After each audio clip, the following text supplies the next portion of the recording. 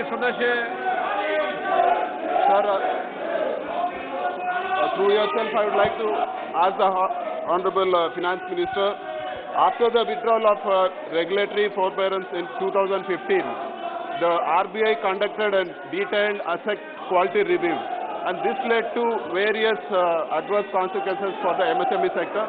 So I would like to know through yourself, sir, when the government is planning to conduct asset quality review again, and what steps they are taking so that the MSME sector is not affected in the future. Thank you. Sir, during the corona, we took several steps in order that the MSME gets immediate relief, inclusive of changing the definition. And since 2019, there have been several restructuring formulae given to MSME, and that has been conducted by the RBI under the RBI's guidelines. The stress in case of MSME was addressed through the emergency credit guarantee liquidity scheme that we offered, and it saw a great response from the MSMEs themselves. And that scheme is now being expanded to 1.5 lakh crores more. Therefore, what was 3 lakh up to 3 lakh crores given as a security, a guaranteed loan, now has been expanded by another 1.5 lakh crores. So up to 4.5 lakh crores guarantee is being given without security to give further liquidity through term loan or through working capital for the MSMEs.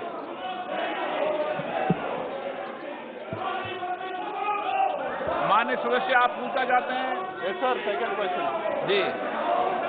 Sir, to yourself, I would like to know from the Honorable Minister that for issues where payments are pending from the government, be it the central government or the state government, the MSME or the small people who are doing the government work are asked to pay the GST without actual realization of the money. So this is leading to serious financial crunch for the companies, and their inability to pay when the payment is pending from the government, and their inability to pay the GST is leading to a lot of penalties and cases. So I would like to know from the Honorable Finance Minister, for instances where payments are pending from the government, is there any proposal from the government where they are exempted from paying the GST? Because if the government himself is not paying the GST and just the billing is done, so I think it is not wise to ask the MSME or the people who have done the government contracts to pay the GST. Thank you, sir. Sir, Honorable Member has raised a very important issue, sir. The issue of government dues to the MSMEs is a very critical issue, and the MSME Ministry, I remember Honorable Minister Gadkari ji also speaking to me about it with great concern.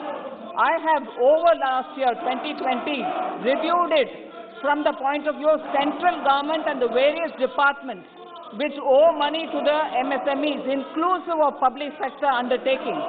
We have made sure that the standard as per rule 45-day be not crossed and all dues be paid from the government side for the MSMEs. More importantly, the TREDS platform, where these MSMEs payments can be discounted if they are on the platform, is very actively encouraged by us. Of course, as regards GST, it is the GST Council which will have to take a response and a call on how they would want the states also to get into this scheme of things, so that MSME and their dues, because when we say government dues, they are not just central government dues, they are not just central government public sector undertaking dues, they are also dues from state governments and state-owned public sector undertakings.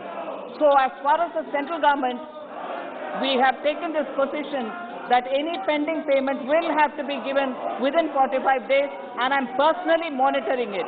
However, as regards GST payments, the GST Council is the final authority, and it is they who have to take a call. G. Madhvi. Srimati G. Madhvi.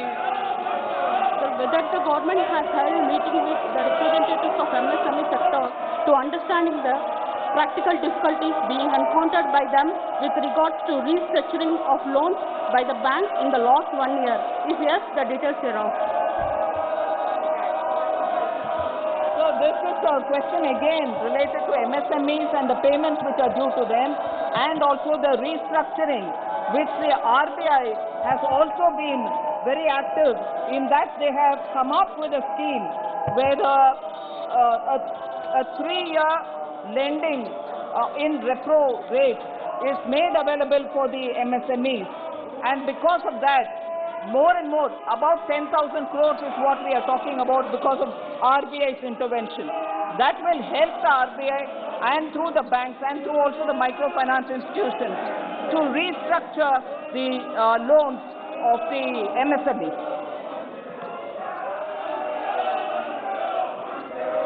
82 और 94 club किया जाता है।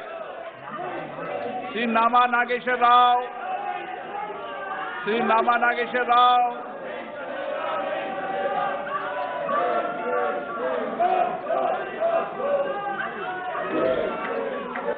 Yes sir. प्रश्न सिंह क्या बोले आप? 94। माननीय मंत्री जी, माननीय वित्त मंत्री जी। हाँ जी sir, credit support to MFI is an important area, sir. Only recently we have made an announcement that we shall extend more credit to the NBFCs and through the microfinance institutions from the government, and that extended amount was made an announcement just after the second wave, and through this we expect to reach small customers in the second,